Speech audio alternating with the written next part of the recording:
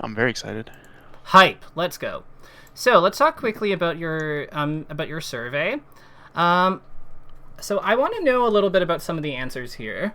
Hmm.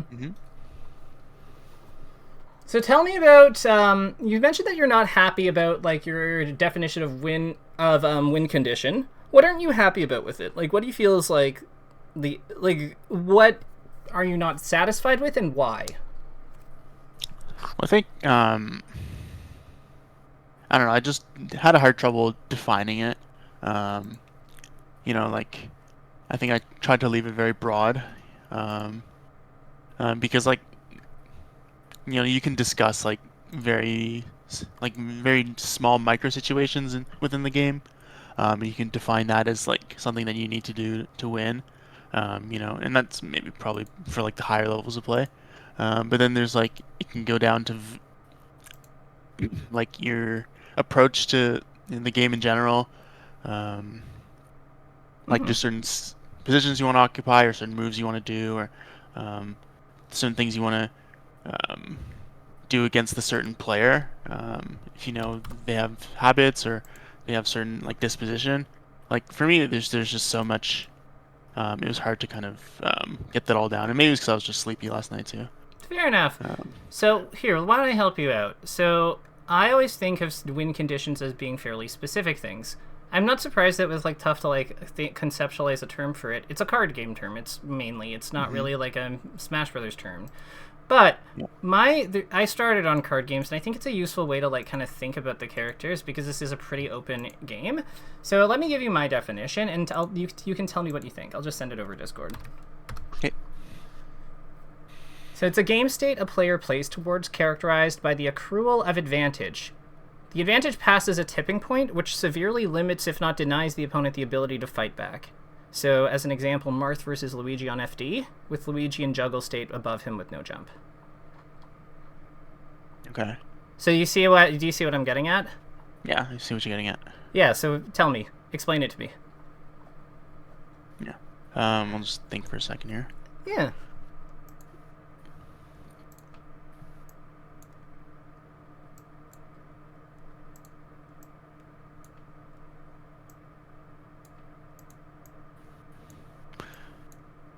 Um, so it's like um, It's okay, you can a ask win condition questions. is.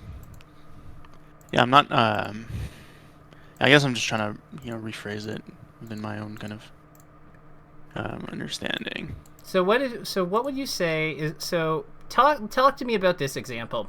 Why is it that why would we consider this why would we consider this a spot where the stock is basically won in this matchup? What is it about this spot that makes it so good for Marth? It plays to Marth's strengths, and it also is a situation in which Luigi doesn't have um, much of any counterplay, um, and Yeah. with fairly good, like not even perfect, but fairly good execution, the Marth theoretically will win the stock. Yeah, because there's nothing in Luigi's kit in that spot that beats Marth's up tilt combination. Like Gotcha. he just literally has nothing. None of his aerials go through it. So he has things he can do. It's just none of them are relevant. Okay. Um, Yeah. all he can do is just like DI in some random directions and hope until Marth makes a mistake or he dies, whichever comes first. Hmm. Um, so I would say another way to think about it is the point at which the opponent's counterplay is one of two things. It's either hope and pray, or it's smash DI if applicable. Hmm. But there's or just execution test the attacker on the defense stuff, but in a fairly but they're dead basically. Yeah.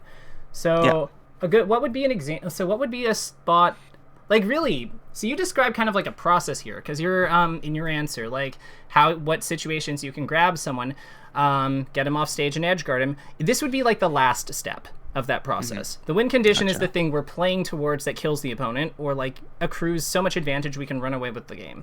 Um, what would be something what would be a spot that Sheik generally wants to put spacies in versus for one of hers? What would be like a key spot? It's not the tech chase, I'll tell you that much. It's usually what comes after the tech chase. So what does that look like? I mean, Are you talking about knockdown, or are you talking about After down something throw. else? So after down throw? Mm-hmm. Remember, think the last step of the killing process, or the last few steps of the killing process. Like, do you mean like you want to knock them up so you can hit them off stage, or I'm not exactly sure what you're getting at.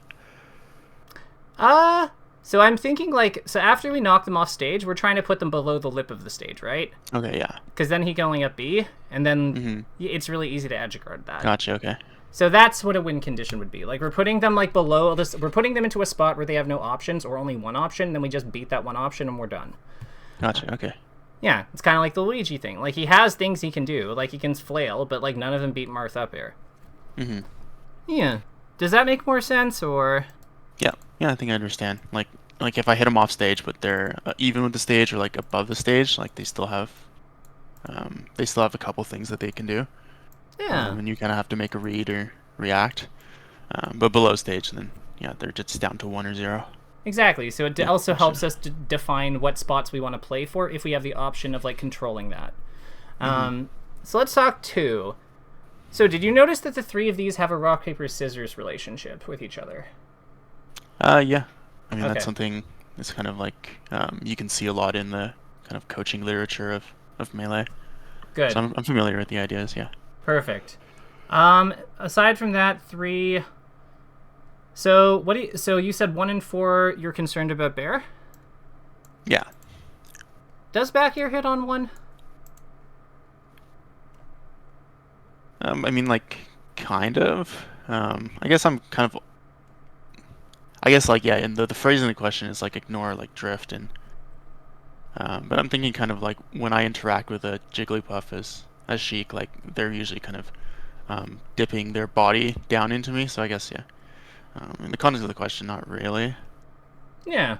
So fair enough. The purpose of this question, just for a heads up, is mostly to get us to think about where the attacks hit on Jigglypuff relative to her body. It's not about like what happens in the games per se, like entirely. That's a factor, but we'll get to that. So the only thing that I'm questioning at that point is 3 really that big a deal? Knowing if 1 isn't, and what about her up air? Yeah, like so 3 not that big of a deal, I guess. Like if I'm visualizing the hitboxes, I guess like I kind of visualized Jigglypuff is a bit bigger than the movement as well. Okay. I think it actually like, but yeah, up air, like I think that's like it would hit 9 or 8 or 9. It's like the top right of her body. Yeah, like I have some concern. I think maybe the Jigglypuffs I've played so far, like they're not. I mean, they're not as good. They're at my level, so it's like. Yeah. No. I just don't think about it as much. That's okay. That's the purpose of this question is more to just get us thinking about what space she covers well. That's all. So Gotcha. I would say that it's 4, 6, and 8 because it's like she's got her up air. You identified back air on 4. Perfect. Pound and fair on 6. Absolutely. When we're fighting Jigglypuff, do you notice what spots do you usually want to be? It's usually you want to be under her or kind of like going in at an angle, right? Like a diagonal? Yeah. Well, the reason for that is this helps us understand why. Because 1, 2, 3 are just spots where her back air and her like pound and fair just don't really hit all that effectively, right? She doesn't have threats on 1, 2, 3 as well as she does on 4, 6, 8. Similarly, 7 and 9 are the like going in diagonals. So with that in mind, we can see that this pattern has a reason for it, and it's just that represents holes in her kit. She doesn't have coverage in those spots as effectively as the other ones. So that's why we position as such. And you can apply this to all the characters too. Like, because really it's all just like, where do their attacks hit? And as a result, where do we want to be? Yeah, makes sense. Yeah. So let's talk about being a complete player, because we've used 10 minutes of our time. So I'm going to pass it to you. You have a lot of things here that I think that definitely make sense for starting points. What matters to you today? So I think I just kind of want another set of eyes on generally my play. I feel like I mean, the stuff that I like doing in the game is like I like the movement. You know, I like weaving around on platforms and stuff like that. You know, and then obviously the punish game. You know, that's what draws me to the character. So Oh, Sheik is that's nasty. something. Yeah. So yeah, that's like what I like about the character. But there's, I think big part of Sheik as you start to get better is you have to understand where she's weak and how she can get run over, and how she has to kind of cross her T's and dot her I's in certain situations. You can't just run forward and press her buttons really fast, which is what I kind of find myself falling into. Um, Mm-hmm. so I kind of want to address that in terms of like in the techniques I need, in terms of the approach, in terms of looking at the screen. Like I'm still working on like how do I look at my opponent and look at the screen and how do I play based on that. Like I can do it to some degree, but obviously it's like slow and not very thought out. So yeah, there's that's kind of Lots of things we want to see improved. yeah. Yeah. Totally fine. So here's what I'm thinking. We have a few options. One is that we can go into I can give you my spectator code and we can watch some fresh games. Alternatively, if you have ones recorded, we can do VOD review first. Like it's up to you. I find that fresh games work better, but it's your call. Yeah, I do have a game that I recorded. Like I grabbed the Slippy files from the local from last week, against one of my opponents. And he's a Falco, and I think Falco's kind of the first matchup I kind of want to look into specifically. Perfect. Because I run into a lot of Falcos, but also I think from thinking about that matchup, like with the laser game, and obviously my laser game is not that advanced yet. But like I think what I struggle with in that matchup is that like it really frustrates me that I don't have the freedom of movement. Like even in like versus Fox, like he'll run over me, but I still get to do my stuff and I still get to move around, and try He to doesn't maneuver disrupt around you. yeah, but then Falco, that's the whole thing, right? It's like I try to do something, I try to do something cool waveland or do something like that, and then like his whole thing is just like no, you're not allowed to do that. You have to deal with me first. So I have a recording from the local last week that um, I think we Let's take a could look at it. start with. Yeah, Yeah, if just that's grab the link here. perfect. Yeah, like if this is something that you picked out, I definitely want to start with it because this is important to you. Yeah. So yeah, I mean last week I played two Falcos. The first one, I think you know him. He's Corey Amon. Mm-hmm. So he I mean he just shit on me, but it's okay. Baby steps. And then I played Baby Jakey in the second round. He kind of at some points in the game he was shooting a lot of lasers, and I just didn't really Can you have see? kind of a full I Okay. didn't have like a full kind of idea of how to break through, and I was just kind of um, Good yeah setup with the movement. yeah Forward throw. Oh, down throw. Oh, nice. You did the follow up correctly too. Oh, I yeah, see. Okay. and We then know a bunch of flubs, of course. So we know what we're supposed to do here, right? Yeah, Okay, yeah. cool. I just didn't press jump. I would have up aired first because he Uh-huh. always holds in there, and then you just land on the platform Yeah. and slap him after, or down air like up smash. Like you have the world's your oyster. Like that's such a good Yeah. pop up. So this is something that's something I notice. So a big part of this matchup is like when he lasers above you like this. It's like being willing to attack him afterwards. So like look at where he is and where you are. You could just easily down tilt this. Yeah. Yeah, so that's a big thing to look out for. If the high laser goes over you, then like just you can run forward or you can attack. Both are fine. Mm-hmm. I do like your patience. I would be charging more needles while on the ground on that platform.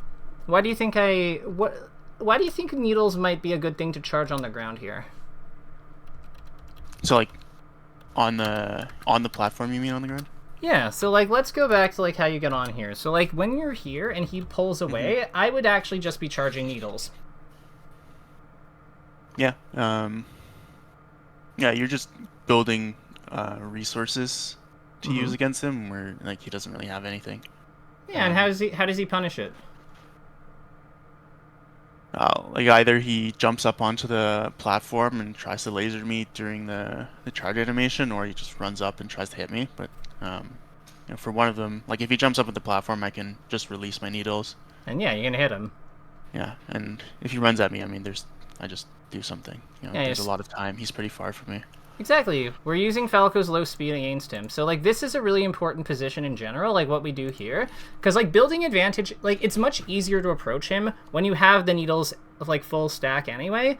Because, like, it lets you, like, needle in your jump sooner, which then means that some of, like, the needle occupies the laser and cuts through it, and then the additional ones then can hit him. So, like, you have more flexibility with how you can go in. And also, like, it also lets you compete with him at full screen if you don't want to. So you have just more options.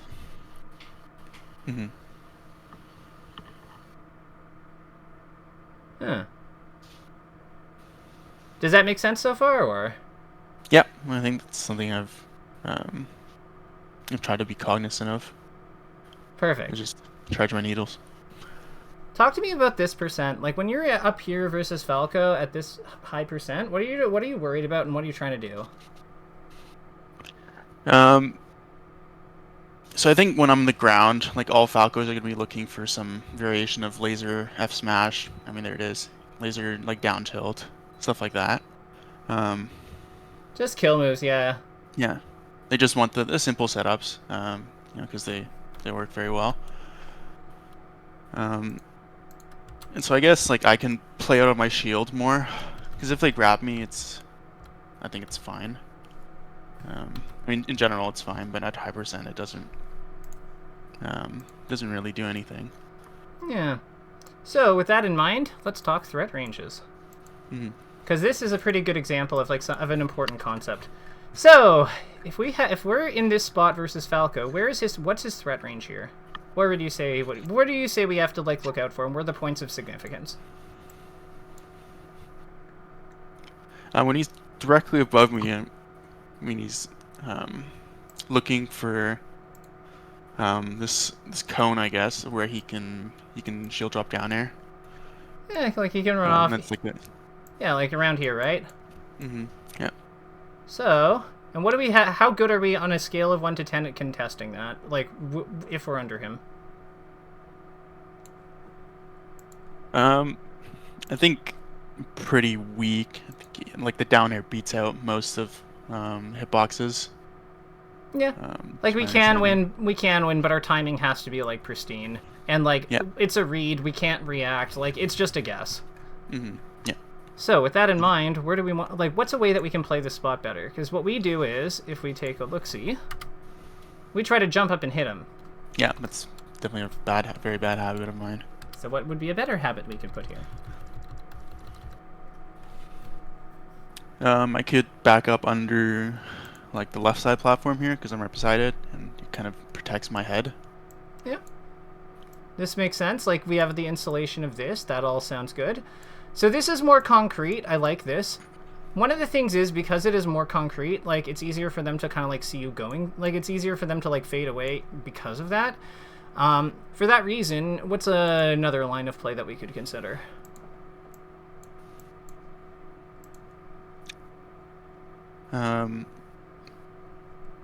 We could like fake going under the platform. So like dash dance?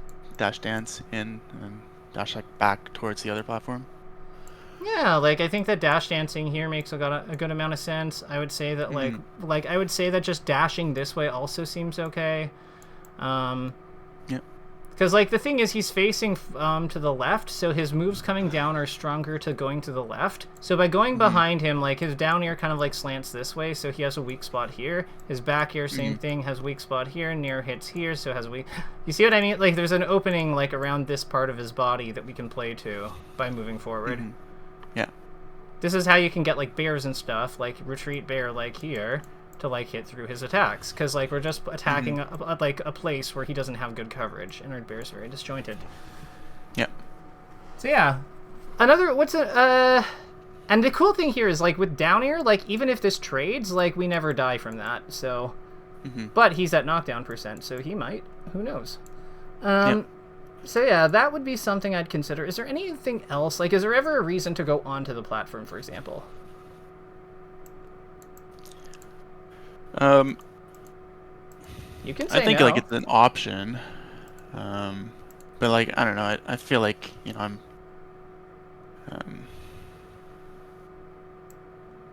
I don't know if I necessarily want to get closer to him, because that opens me up to more unreactable like attacks. And like right now, at 150%, I'm trying to cheese him a little bit to get a few extra percent. That's kind of my thinking. Yeah, I would agree with that. So I think that we're either playing for chip damage or we're playing for a big opening, whichever one kind of like presents itself. And I think that the ground does a better job of like presenting both of those, because going on the platform means we're only taking chip. So we just have more options open and it's more flexible, and yeah, and we also don't have the luxury of like being able to. Yeah, no, I think your assessment is perfect. So with that in mind, I'm going to give this to you, and let's going forward, I think let's see if we can. That would be an adjustment I would recommend implementing like ASAP, like today, ideally, because that's a big one. Yeah. Okay, so we've got new grabs. So you're looking for, I guess, like the dash dance thingy for the shine, right? Yeah. Gotcha. I don't really have the tech in place RTC yet. If that's the case, how do you feel about forward tilt after the wave dash here? It's just like on that grab in the corner. Yeah, so like no, like on this one. On this one, and just as a read. Well, you wave dash back into like position, so then you just react with forward tilt. Gotcha. Okay. Yeah. I'm kind of working on the reactions. Gotcha. But yeah, I think it's a good idea. So when you say working on the reactions, what goes into that? Like I'll just, maybe once or twice a week, I'll just pop up an Uncle Punch, and I'll kind of work on, like properly positioning myself, and then trying to like see the animations.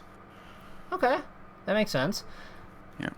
I think that something that you might want to prioritize if you're still getting the reactions down. Make sure you're doing the rhythm correctly. Above all, make sure that you do the rhythm correctly, because the rhythm is pass fail. If you don't get the rhythm like of the when you're supposed to like do your action, it doesn't matter if you were right it doesn't matter if you identified it correctly or not, because the rhythm is pass fail. Gotcha. Yeah. Yeah, because it's like it doesn't like if it doesn't line up with like the 6 frames of like vulnerability or the 20 frames of vulnerability on the tech rolls, like it doesn't even matter if you read it right. Yep. Yeah.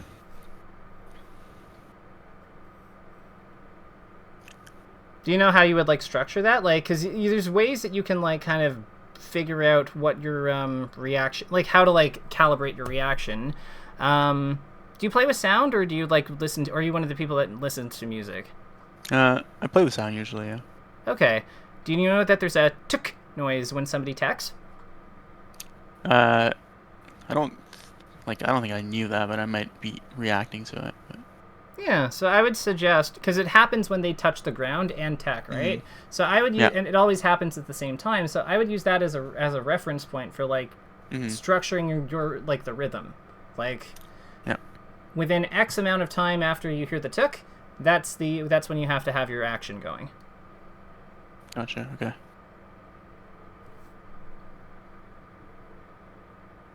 Yeah, I think this game. You're just bodying him. Yeah, kind of. The second game, like We Go Pokemon, I think that might be a better game to look at, because this is like just me watching you like beat this guy up. So, he just really camps me more in this game, and I don't really know how to deal with it. And also, I think he just lets me get away with fake RTC. I mean, Sheik's Oki is very good. Like, she's got all of the scary burst tools. Okay, we need to be hitting these. On the tech rolls, we need to be hitting those too. Yeah. I was a bit, like, nervy. I'm pretty new to competing, and like even playing on CRTs, like it's just an adjustment. Um, and that's like the kind of like the the playing in tournament performance aspects that I also wanted to talk to you about. Mm-hmm. Um, So are you yeah. nervous right now? Like as match is going, you look nervous compared to game one. Yeah, I think this is the thing when, well, I definitely like, like I don't win a lot of games at the moment. I'm an O tour, but so I definitely like it enters my mind that I'm like, oh, I'm 1-0 up on this guy. I'm not sure if I've Gotcha. ever been 1-0 on someone. I think I've only won one set before this. This is my second set I've ever won. Um, and so like I'm thinking about it, and I'm trying to like just like acknowledge that. Like I watched your lesson with Aiden. And I'm trying to like acknowledge that and just let it go, but it's definitely in my brain. So what are you acknowledging? Are you acknowledging that you're like what are you acknowledging? How does that like sound in your head? Um, I think it was like like I'm 1-0 and like I have a chance to win here, but my opponent, like I still have to respect my opponent. They're also trying to win like I am. I think it's the Okay. brief summation. Gotcha. So I would add one thing. We're gonna take two things. We're gonna take a deep breath, and then Hmm. while we're taking the deep breath, we're also gonna admit that we're feeling a little nervous. We're feeling a little antsy. Hmm. Yeah. Like we're feeling a little nervous. We're feeling a little antsy, and that's okay because it just means we care about the game's outcome, and we wouldn't be doing. But we knew that. Like we wouldn't be doing this if we didn't. Hmm. Because I think like what you have is you have a very logical response, which is good, like logic good, and it makes sense. But this isn't coming from like the problem isn't coming from a logical place. The problem is coming from like an emotional one. It's a feeling. Yeah. So we need to use a feeling solution as part of the solution. Logic can come Hmm. in, but like it's good for like rebalancing us, but we have to deal with the feeling first because it's kind of like if when somebody's mad at you and you try to like explain to them why why they shouldn't be mad at you, if you don't Hmm. like address the feeling they have first and like give it validity, then they're just going to be like, well, now you're not listening to me. Same thing with Hmm. feelings. Yeah. I can see what you mean, and you look very uncomfortable with like dealing with this because I've noticed Yeah. like so in this spot with him doing like the lasers over here, because like let's take a look at when this position gets established. So what are your like what do you think? What are your goals of this position of this like fight state? Um, I think what I'm looking for here is like aerial needle, and then I can kind of rush him down. Because I'm not very comfortable in acting out of lasers. So we need to avoid So them more basically. yeah. So I'm trying to like jump over them, or just kind of I'm just kind of trying to cheese it.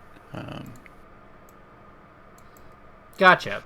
So this is an important concept of this matchup in general, so I'm glad this came up. So we're gonna just make a floor for the stage here. I don't know if it's right, it doesn't matter.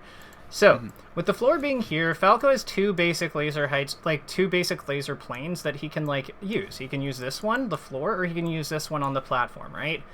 These are his two main ways to shoot us. But remember, he commits every time that he has to do this because for him to like shoot here, he has to get up here and short hop or full hop above and shoot. So, knowing that he has to do this, what I like, what's something we can do?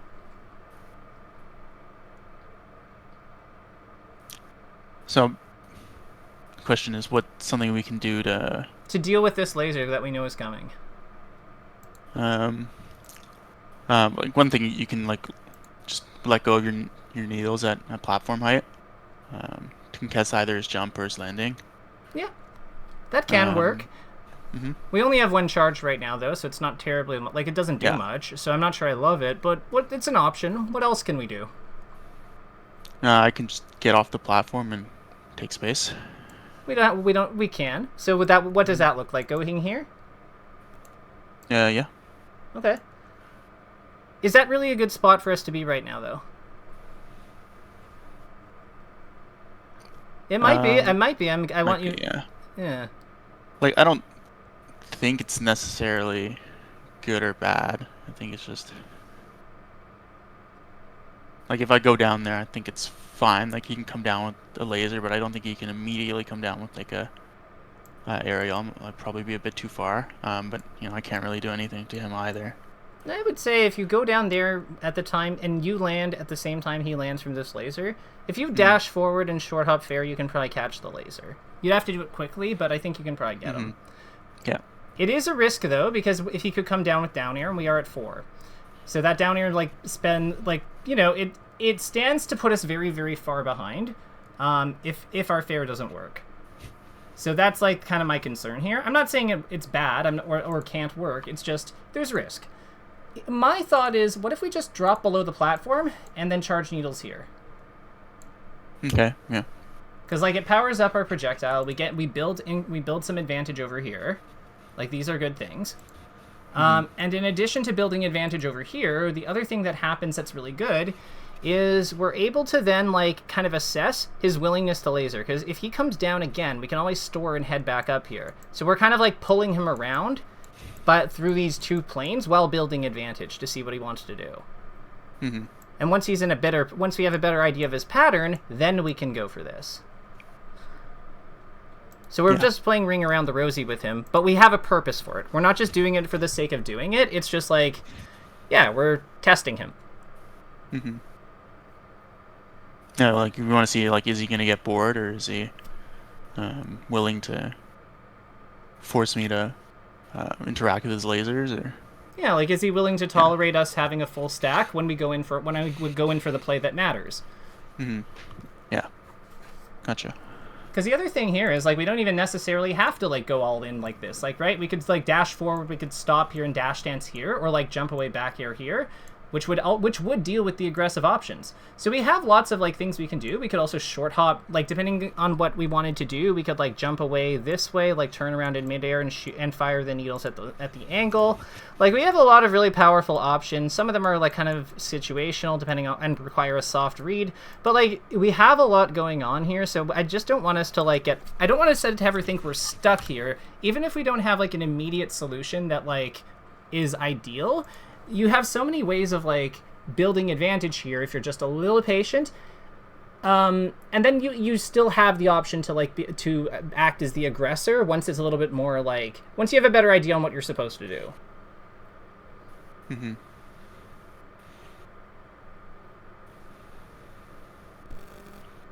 Gotcha. So, let's talk about this situation. So you just dash attacked Falco and he goes off stage and he's not really, like, immediately hittable.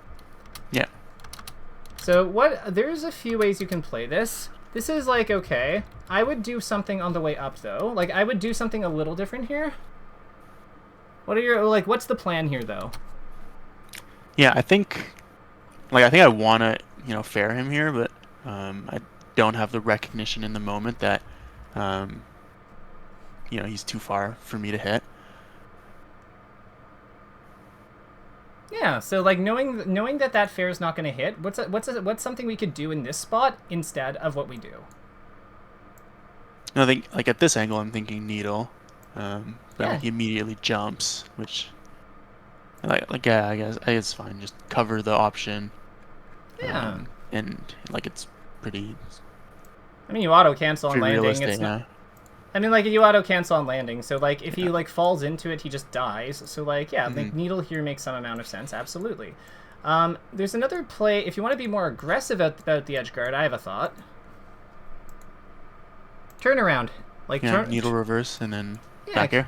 Yeah, because then you have access to back air at that angle, right? Coming down to make a wall. So, like, that's really, really powerful for edge guarding. We also still have access to our double jump, so we're able to, like, if we go here, we can still, like, double jump in these kinds of directions to, like, cover things if he jumps too. It just gives you a lot of, like, a power, basically. Yep. Yeah.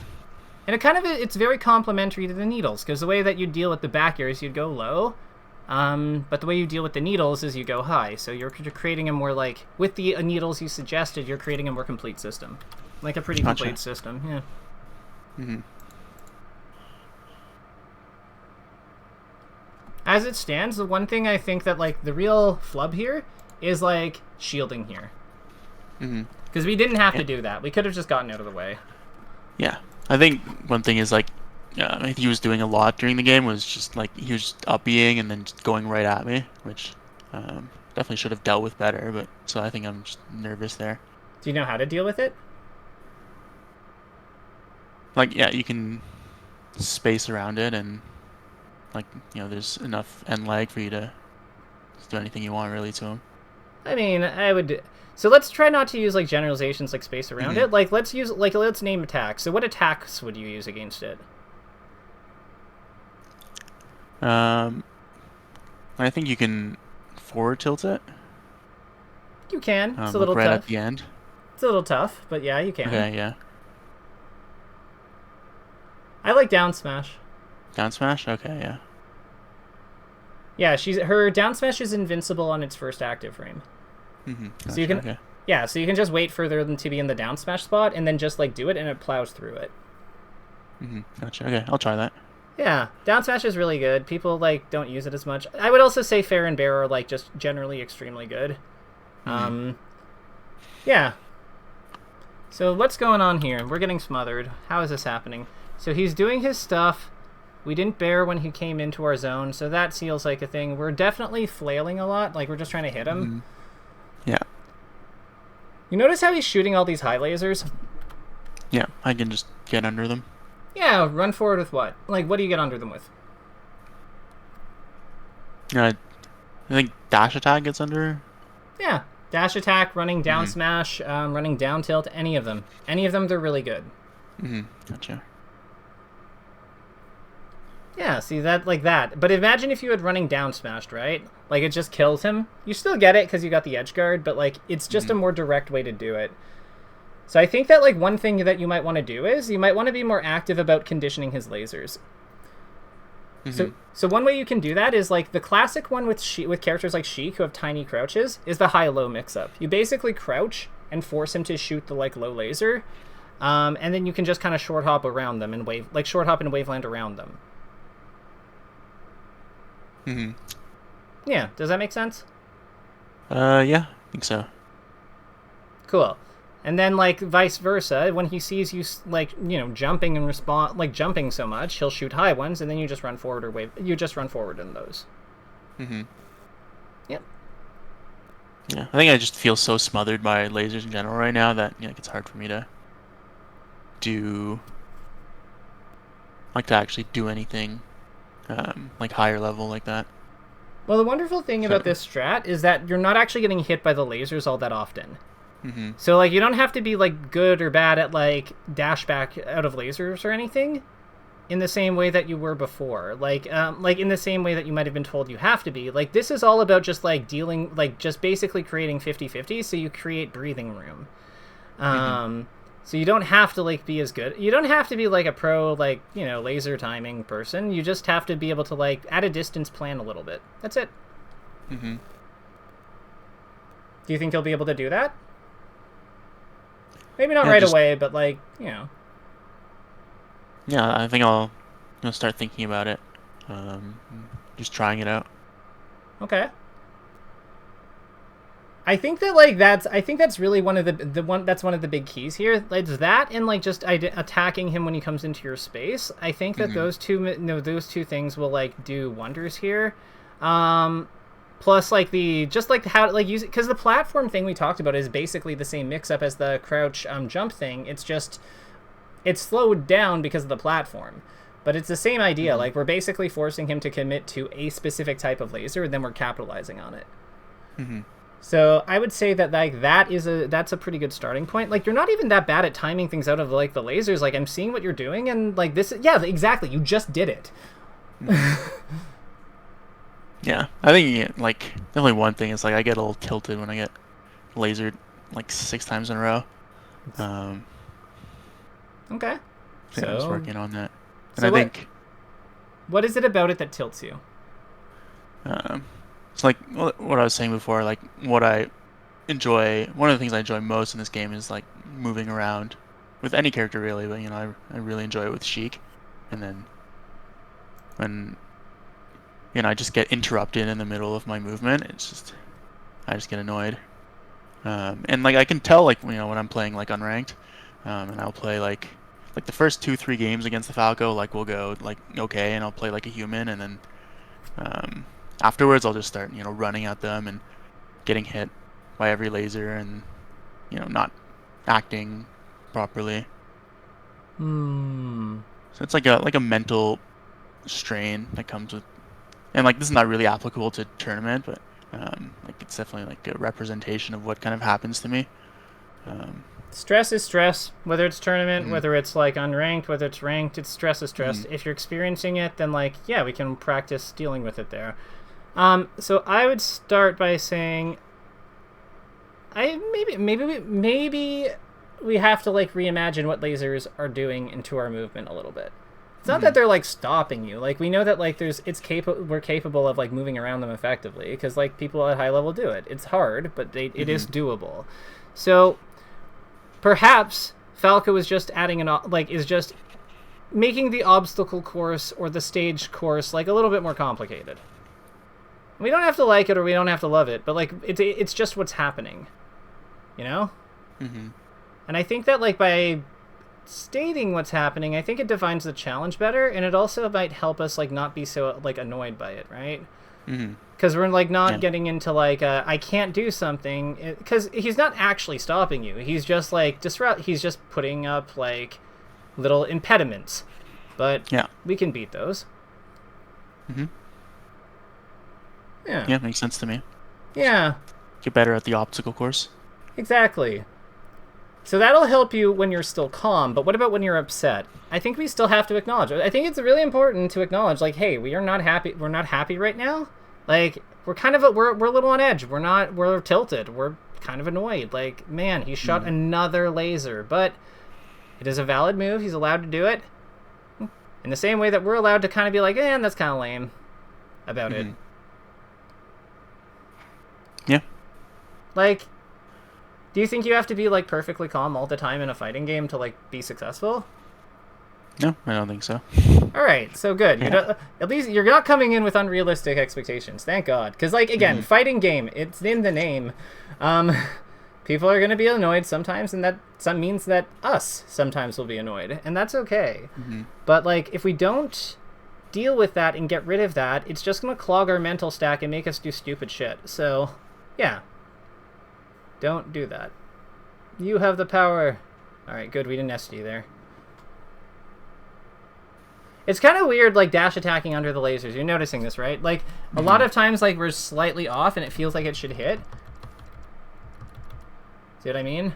Yeah. It's because your hitbox is, like, just here, barely. Mhm. Yeah. So you kind of have to do it, like, when you have to time it to hit him when he's falling, not when he's going up, usually. Mhm. For this reason, I actually like this is part of why I like running down smash and running like forward tilt and stuff like that, because like it hits this arc area more effectively and has better active frames for it.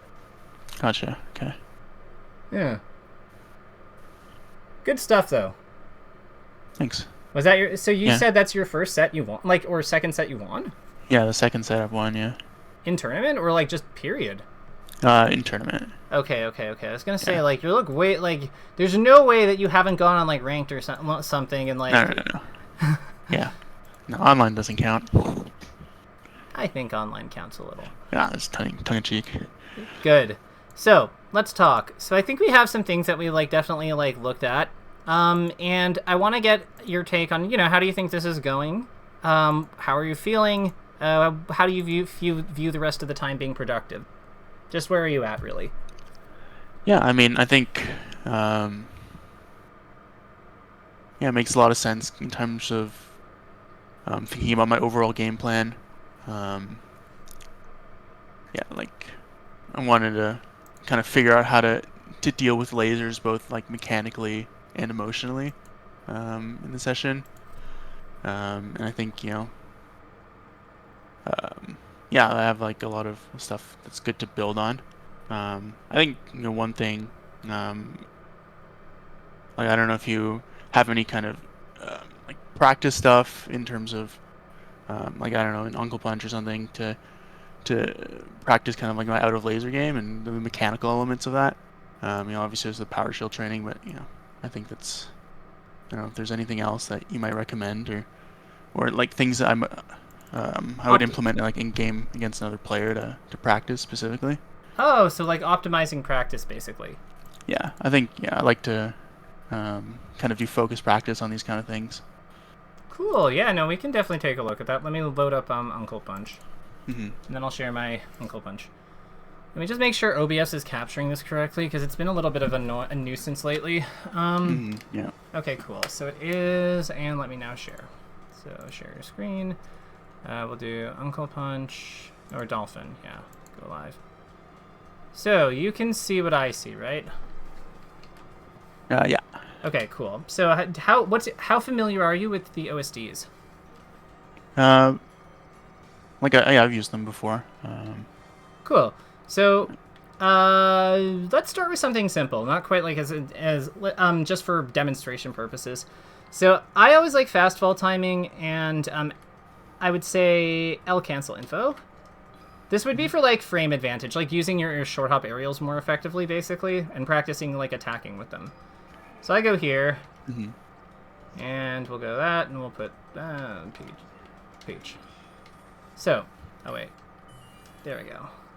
So the reason I've done it like this is because, as you can see, like we've created an environment where we can just kind of like do it and see how well we did over and over and over again quickly, right?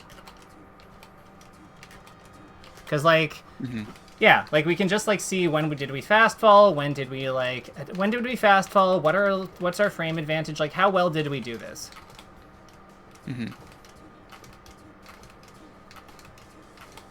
So that would be like the thing. You always want to give yourself like ways of like checking how effectively you like did things. From that, in that respect, let's see here. Act out of. Is there anything for that one?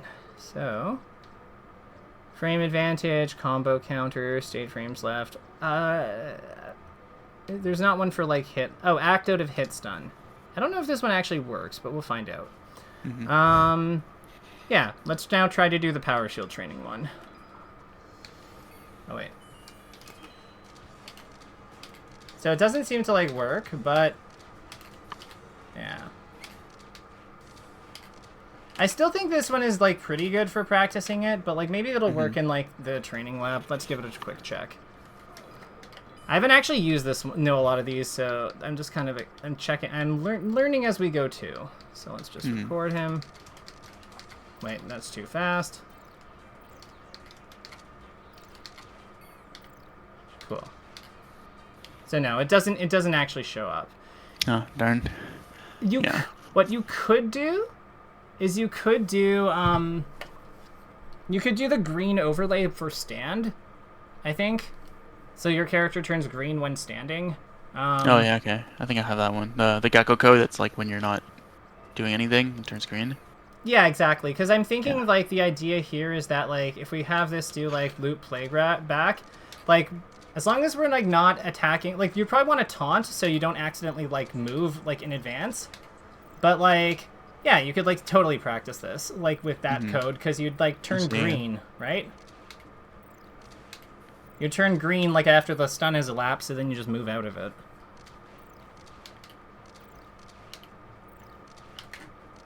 Like, I don't know how well I'm doing. We can check with the code. Before we do that, let's just kind of like confirm some other. Like, let's look at what else we can do. What part of your game do you want to see improved? Like, I know we've talked about dealing with lasers and other things, but like, what are some things that you do practice that maybe we could enhance? Just the one thing I've been working on lately is attacking out of crouch cancel. Okay. Can I do this here? Wait, no. Yeah, I can just, like, practice, like, doing it on the attack after. Because, like, yeah, that would be one way you could do it. You could do a random aerial. Yeah. Obviously, it doesn't work on down air, but, like, you could also just control for that, like, if you did, like, nair. Yeah. Can you set your percent higher in this? I don't think so, but, like, this should... So the cool thing about this is that it should generally be like the same timing for ASDI down, just because it's all the way. Do you know how ASDI down works? Yeah.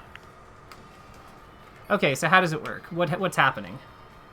By holding the C-stick down, like you get one SDI input on the last frame of hit stun. Close. Okay, and what's the impact of that? So, like, what does it do, though? It gets you to the ground faster, and then you can... So, like, it eliminates a lot of the vertical hit stun, so that you can be actionable on the ground sooner. You are very... Your explanation is basically correct. I'll clear up, like, the details. So basically what's happening is, I always think of ASDI down as like it's gravity. Like, it's pulling your character back to the ground. It's about a third of a smash DI input. So it's a weak smash DI input that's going towards, like, whatever direction, in this case the ground.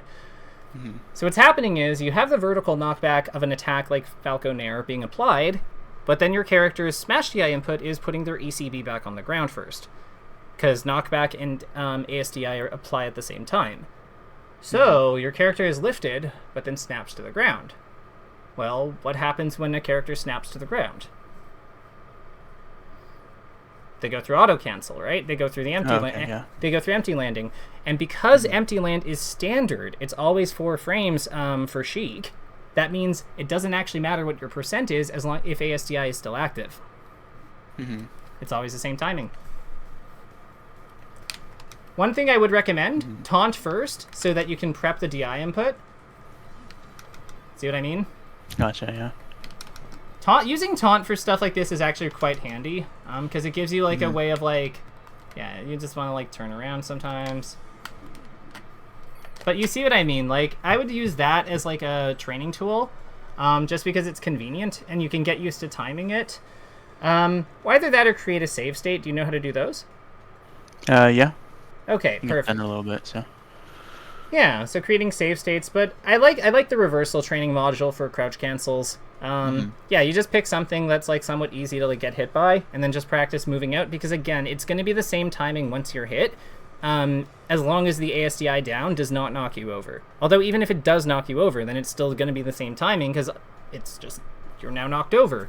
It's still happening all on the same frame, because it's just, you got hugged, but there was still enough knockback to induce tumble, but not get you off the ground. So, yeah.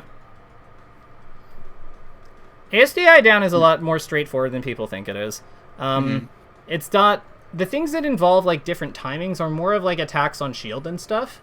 But ASDI down is actually pretty refreshingly straightforward. How do you kind of think to use it? So that's a good question. I would say there's kind of, like, it depends on if I'm using crouch cancel or ASDI down. So ASDI down, remember, we can just do that by pressing down on the C stick or control stick whenever we're doing anything, right? That's on the ground. So for that one, I just do things and then, like, hold down after. Like, if I'm forward tilting, remember, like, if I'm forward tilting and I'm not sure that if I'm not 1000% like sure that I'm going to hit them, then all I'm doing is just doing this. Or that. Right? Because I can do forward tilt while holding forward down. I can even do it like this if I wanted to. Okay. Like that's like, and I claw, so, like, I'm not saying you have to do this, but like, yeah, like, this is absolutely a thing you can do, and it will, like, give you the ASDI benefit. Similarly, like, when you're wave dashing and you, like, yeah, like, after you wave dash, you can just go down. Like, okay, yeah. Yeah, so ASDI down is what I'd consider, like, passive defense, because it doesn't really occupy the thing you're doing, like, any of your, like, relevant action slots, unless they happen to conflict with the down input, and very few do, because we can do so much with the C-stick and other things, right? So, with that in mind, the harder one to use, in my opinion, is crouch cancel, this thing. Because we have to give up moving, basically. Funnily, that's why it's easy to use versus Falco, because he stops us anyway. But I'd say that in general, for crouch cancel, think of any spot where you would normally, like, the opponent would normally, like, try to counter hit you after you do something that has low lag. So, like this, for example, right? and then do that. Because if Fox tries to like nair you after this, you're now crouch canceling. Gotcha. Okay. Because like if you're too close to be able to like if he's too close to be able to get your forward tilt out, then like that is going for the forward tilt is probably just going to get you hit. But what you could do instead is it's kind of like shielding, right? A lot of the same spots after landings and stuff where you would shield, you can often just crouch cancel. Yeah, makes sense. Yeah. Like, this is, like, I would say that this, like, bear into, like, crouch is, like a common thing I used to do versus Marth. Same with fair into, like, crouch, just because if you space it outside, like, it's also good in shield pressure to, like, duck certain shield grabs, without having to overextend. Yeah, do you want to see that? Yeah, sure. Yeah, let's do this. Is this answering your question, though? Like, because I want to make sure that it actually sticks, so. Okay, cool. Well, so like this. Okay. But I'm pretty sure if I stand up, yeah.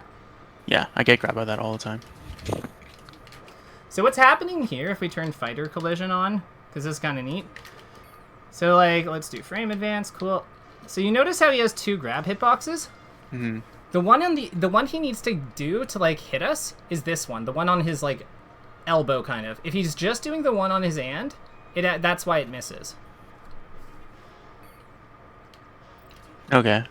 Yeah, so like, and it's like pretty lenient too. Mm-hmm.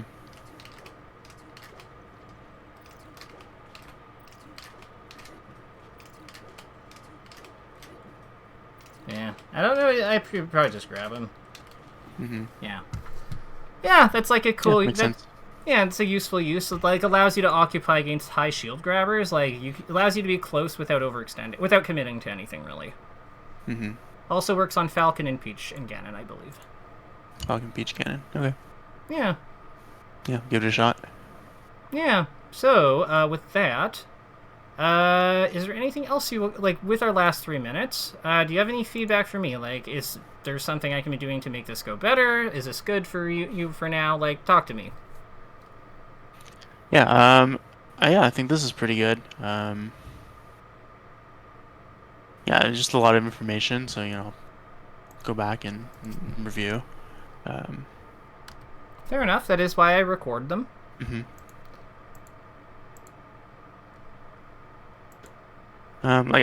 Nothing comes to mind right at the moment, just a lot to think about, and, Okay. yeah. No, fair enough. Like, you know what? If it's just like a lot to think about, some information, fair enough. So let's do some. Let's just write down our takeaways, just so we can stay organized on them. So what's something that you like really want, that you're excited to work on, or that you're like going to try to work on right away because you think it's useful? I think I'm gonna try to position myself. I don't know if the word's like better, or correctly, or more safely against Falco. I think I want to put myself in positions where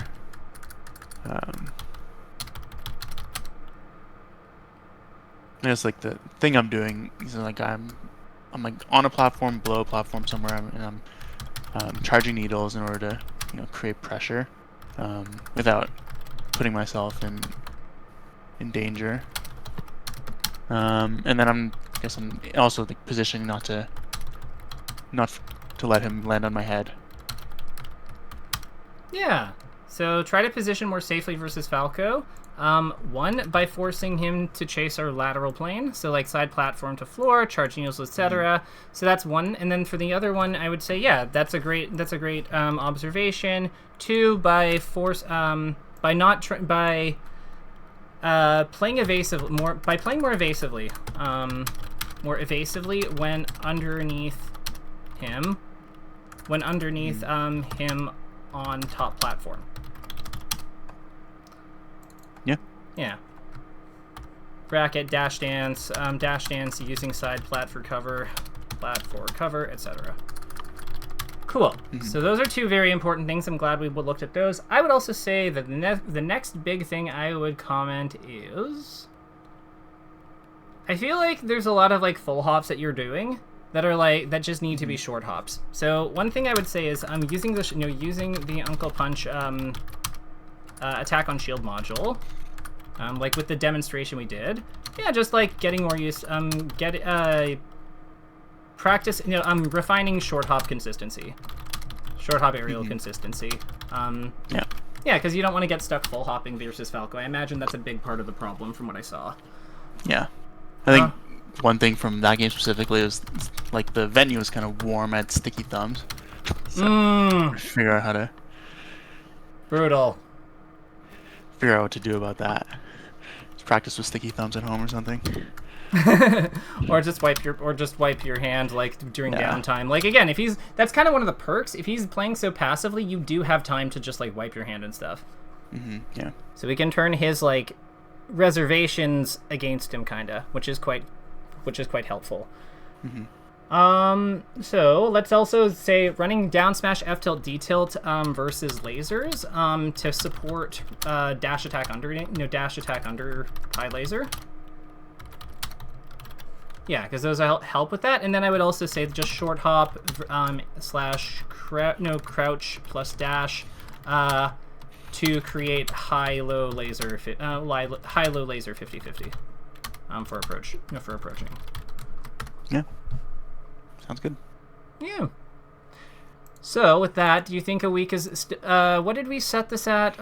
We said weekly, right? Yeah. Do you think weekly is this still a good idea for the amount of we're working on? Anything we've gone over directly in the session, you can like ask follow-up questions. That's totally fine. So, but yeah, I just want to make sure that we're pacing this right. What do you think? Yeah. I think like weekly generally is okay, but I might move the session next week to like space this one and the next one 2 weeks because I'm moving this week, so I don't know if I'll have much time, if any, to play. So. Fair enough. So if that's the case, why don't we just, you know what, moves are stressful enough as they are. Why don't we just reconvene in 2 weeks? So the next time we see each other will be on the 25th, and we'll at this time, and we'll touch base then. Okay, sounds good. Perfect. Good luck with the move. And happy murdering birds. Take care. Have a good one. Okay. Yeah, you too. Thank you. All right. Bye bye.